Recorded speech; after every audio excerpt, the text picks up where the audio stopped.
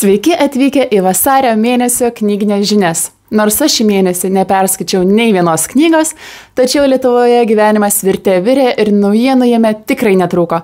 Mėnesį užbaigėme su Kristinos Sabaliauskaitės skandalu, nes ji nenurodė šaltinių, kuriais naudojosi rašydama savo naujausią knygą Kaip skaityti meną. Ji teigia, jog laikosi ne mokslinio, o populiarinimo žanro, tad išnašos šaltiniai neprivalomi. Baltos lankos tikina, jog knygą papildys literatūros sąrašų ir citatų šaltiniais. Na, o vasario mėnuo kupinas apdovanojimų, matyt sausį rinkosi begalės komisijų ir svarstė, ką čia apdovanojus už praėjusius metus. Tad tokį ir turime vasarį. Pradėkime nuo vasario 11-osios. Litexpo praūžė knygos apdovanojimai 2025, kurie Lietuvos leidėjų asociacijos organizuojami jau 3 metus. Štai 11 nominacijų, už ką laureatai buvo apdovanoti, skaitykite ekrane.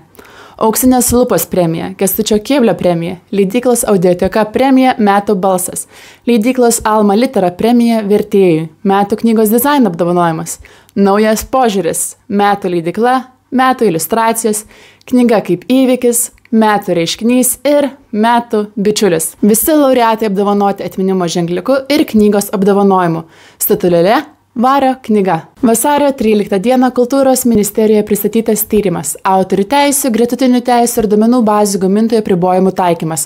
Juos siekta išanalizuoti, kaip veikia dabartiniai autorių teisių apribojimai Lietuvoje, kada galima cituoti kūrinį, naudoti jį mokymuose ar kurti parodijas. Tyrime analizuojama, ar šie apribojimai yra aiškus ir pritaikyti skaitmeniniam amžiui. Grįžkime prie apdovanojimų. Vasario 13 Kultūros ministerija 6 iškiliems mūsų šalies kūrėjams įteikė 2024 m. Lietuvos nacionalinės kultūros ir meno premiją ir nacionalinę Juozo Basanavičiaus premiją. Poetas, prozininkas Alvydas Šlepikas už kūrybišką lietuvių literatūros tradicijos atnaujimą ir menininkas Darius Žiūra už vizionierišką žvilgsnį kintančią Lietuvos tikrovę metafizinį kūrybos skambesį. Vasario 16 valstybės atkūrimo dienos proga prezidentas įteikė valstybės apdovanojimus ordino už nuopelnus Lietuvai medaliu apdovanota prozininkė, eseistė, poetė, vertėja Birutė Augustienė, literatūros, kultūros ir meno projekto organizatorė Janina Rutkauskienė. Vilniaus klubas skyrė premiją geriausiai knygai apie Vilnių Lietuvos literatūros instituto autorių kolektyvui už 3 tomų analizę Vilniaus istorija. Piniginė premija autorių prašymų pervesta Valstybės gynybos fondai. Jurgos Ivanauskaitės premija skirta rašytojai Ievai Dumbrytei už romaną Negrįžtantis. Kūrybiškiausia 2024 metų knyga Dariaus Žiūros Diseris.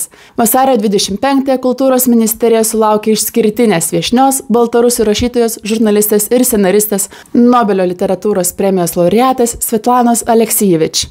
Tarp geriausių autorės kūrinių dokumentinės prozos knygos Karo veidas nemoteriškas, Cinko berniukai, Černobylio malda, kuriuose atskleidžiamas paprastų žmonių vaidmuo ir likimai istoriniuose konfliktuose. Ir galiausiai didžiausias metų knyginis įvykis Knygo mugė, kuri įvyko vasario 27 ir kovo 2 dienomis. Šis renginys pritraukė begalę skaitytojų ir pačių rašytojų ne tik iš Lietuvos, bet ir iš užsienio. Galiu paminėti vos keletą.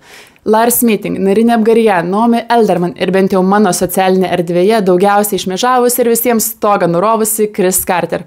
O renginių, knygų pristatymų ir susitikimų su autoriais buvo daugiau nei galima suspėti sudalyvauti.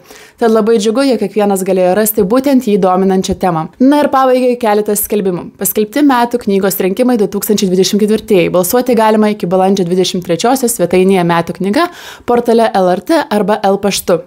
Lenkijos institutas Vilniuje ieško leidėjų ir vertėjų. Paraiškos priimamos iki kovo 31 dienos.